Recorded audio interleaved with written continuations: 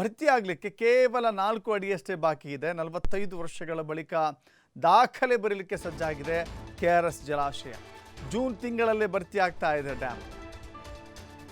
ಇದು ದಾಖಲೆ. ಯಾಕಂತ ಹೇಳಿದ್ರೆ ಮುಂಗಾರು ಆರಂಭದ ಮೊದಲ ದಿನಗಳಲ್ಲಿಯೇ ಡ್ಯಾಮ್ ಭರ್ತಿ ಆಗುತ್ತೆ ಅಂತ ಹೇಳಿದ್ರೆ ಅದಕ್ಕಿಂತ ಖುಷಿ ಇನ್ನೊಂದಿಲ್ಲ. ಇಡೀ ವರ್ಷ ಪೂರ್ತಿ ಮಳೆಯಾಗಿಲ್ಲ ಅಂತ ಹೇಳಿ ಕಾಯುವ ಬದಲಾಗಿ ಜೂನ್ ತಿಂಗಳಲ್ಲಿಯೇ ಕೆಆರ್ಎಸ್ ಜಲಾಶಯ ಭರ್ತಿಯಾಗೋದಿದೆಯಲ್ಲ, ಅದೊಂದು ರೀತಿಯ ದಾಖಲೆ. 45 ವರ್ಷಗಳ ಬಳಿಕ ಜೂನ್ ತಿಂಗಳಲ್ಲೇ ಭರ್ತಿ ಆಗ್ತಾ ಇದೆ ಡ್ಯಾಮ್. ಡ್ಯಾಮ್ಗೆ ಹರಿದು ಬರ್ತಾ ಇದೆ 33,314 ಕ್ಯೂಸೆಕ್ ಒಳಹರಿವು. 120 ಅಡಿಗೆ ಈಗ ಕೆಆರ್ಎಸ್ ಜಲಾಶಯದ ನೀರಿನ ಮಟ್ಟ ಏರಿಕೆಯಾಗಿದೆ.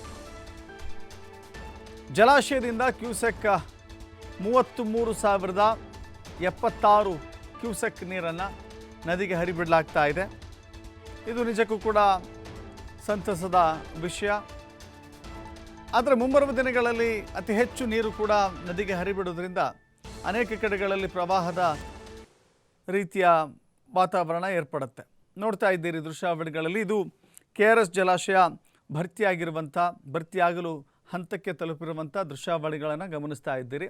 ಬಿಟ್ಟು ಬಿಡದೆ ಮಳೆಯಾಗ್ತಾ ಇದೆ, ನಿರಂತರವಾಗಿ ಮಳೆಯಾಗ್ತಾ ಇದೆ. ಮಳೆಯಾಗುತ್ತಿರುವ ಕಾರಣಕ್ಕಾಗಿ ಕೆಆರ್ಎಸ್ ಜಲಾಶಯಕ್ಕೆ ಅಪಾರ ಪ್ರಮಾಣದ ನೀರು ಹರಿದು ಬರ್ತಾ ಇದೆ.